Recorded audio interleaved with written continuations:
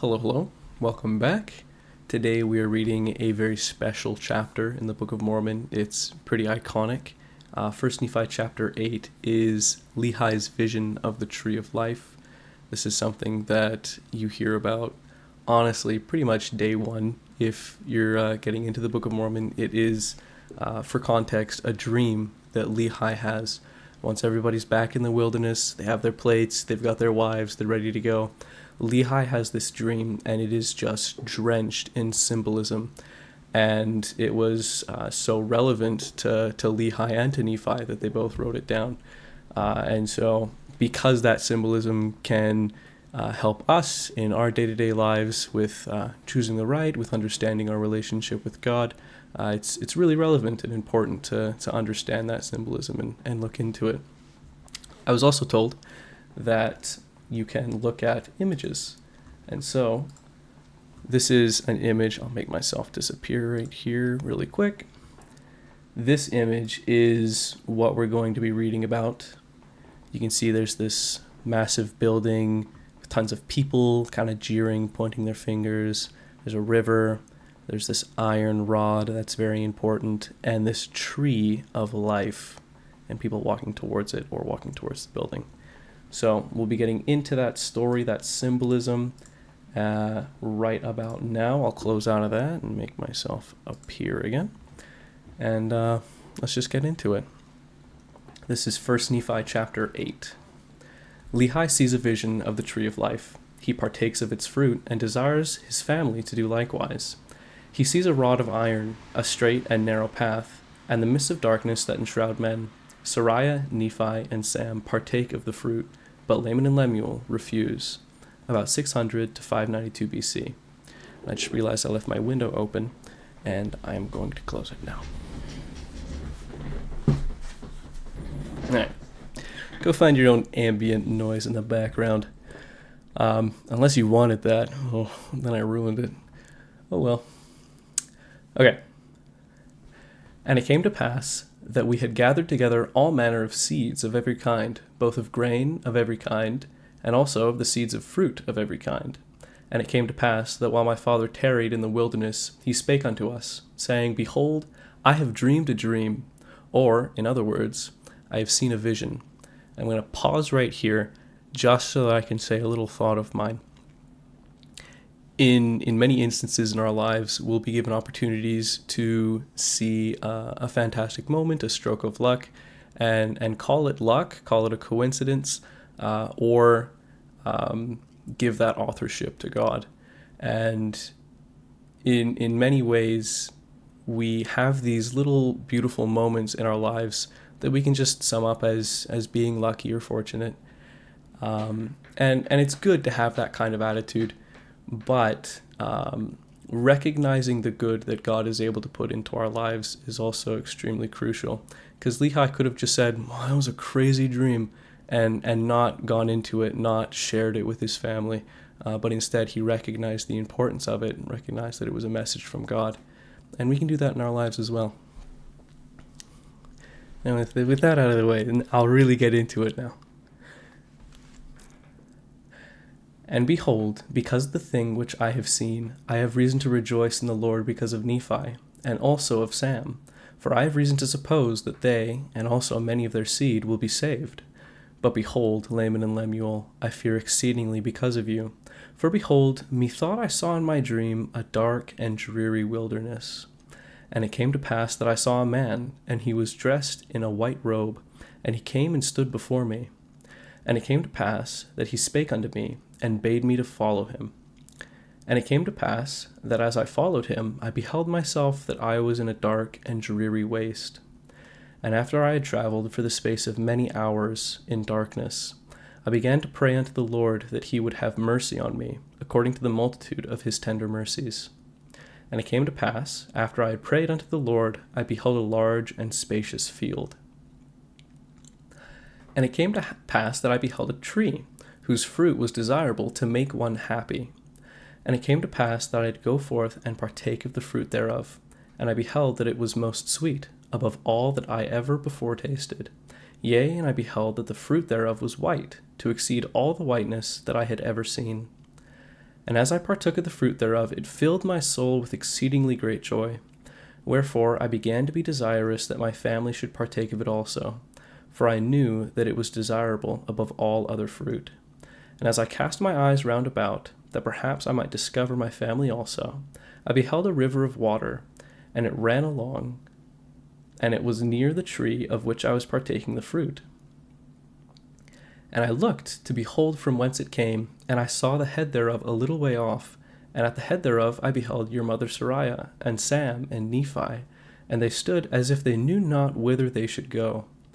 And it came to pass that I beckoned unto them, and I also did say unto them with a loud voice, that they should come unto me, and partake of the fruit, which was desirable above all other fruit.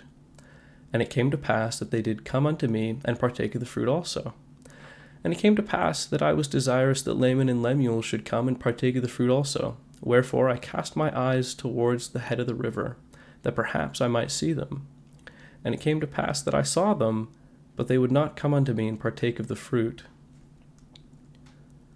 And I beheld a rod of iron, and it extended along the bank of the river, and led to the tree by which I stood. And I also beheld a straight and narrow path, which came along by the rod of iron, even to the tree by which I stood, and it also led by the head of the fountain, unto a large and spacious field, as if it had been a world. And I saw numberless concourses of people, many of whom were pressing forward, that they might obtain the path which led unto the tree by which I stood. And it came to pass that they did come forth, and commence in the path which led to the tree. And it came to pass that there arose a mist of darkness, yea, even an exceedingly great mist of darkness, insomuch that they who had commenced in the path did lose their way, that they wandered off and were lost. And it came to pass that I beheld others pressing forward, and they came forth and caught hold of the end of the rod of iron, and they did press forward through the mist of darkness, clinging to the rod of iron, even until they did come forth and partake of the fruit of the tree. And after they had partaken of the fruit of the tree, they did cast their eyes about as if they were ashamed. And I also cast my eyes round about, and beheld, on the other side of the river of water, a great and spacious building, and it stood as it were in the air, high above the earth. And it was filled with people, both old and young, both male and female, and their manner of dress was exceedingly fine, and they were in the attitude of mocking, and pointing their fingers towards those who had come at and were partaking of the fruit. And after they had tasted of the fruit, they were ashamed, because of those that were scoffing at them, and they fell away into forbidden paths, and were lost. And now I, Nephi, do not speak all the words of my father, but, to be short in writing, behold, he saw other multitudes pressing forward, and they came and caught hold of the end of the rod of iron, and they did press their way forward, continually holding fast to the rod of iron, until they came forth and fell down and partook of the fruit of the tree. And he also saw other multitudes feeling their way towards that great and spacious building. And it came to pass that many were drowned in the depths of the fountain, and many were lost from his view, wandering in strange roads. And great was the multitude that did enter into that strange building. And after they did enter into that building, they did point the finger of scorn at me and those that were partaking of the fruit also. But we heeded them not. These are the words of my father. For as many as heeded them had fallen away. And Laman and Lemuel partook not of the fruit, said my father.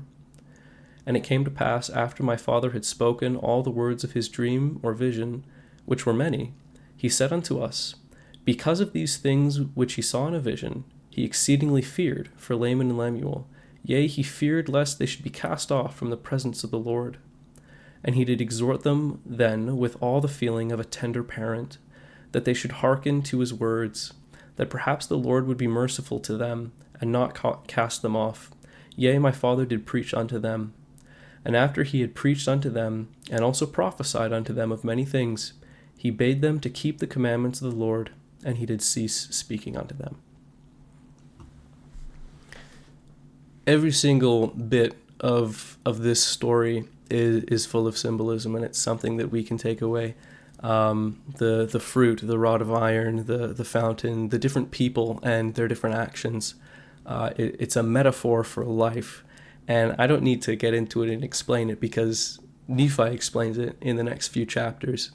But in this short amount of time that I will use, I just want to explain that the fruit is the love of God, and it's our opportunity to feel a satisfying enrichment of the soul. It's a peace of mind, and it's a fullness of happiness that we're able to experience. And that's open to everybody. Everybody can have that opportunity, but it is at that tree. And so everyone's finding their different ways to reach that level of happiness. And some people are pushing towards the tree, and some people are pushing into different directions, into strange roads. And we can find ourselves in as those people, like every different kind of person in this dream that Lehi has. But it's important to remember that happiness is rooted in one spot, and that's with God. And I'm not the best example of holding on to that iron rod, but it is always good to have a reminder, to have this vision that Lehi had, that we can remember and visualize that reality. Anyways, I'll keep this one short, and then the explanation will come in the next few chapters. So I'll leave it there. And have a good night or day or wherever you're at in the day, and I'll see you tomorrow.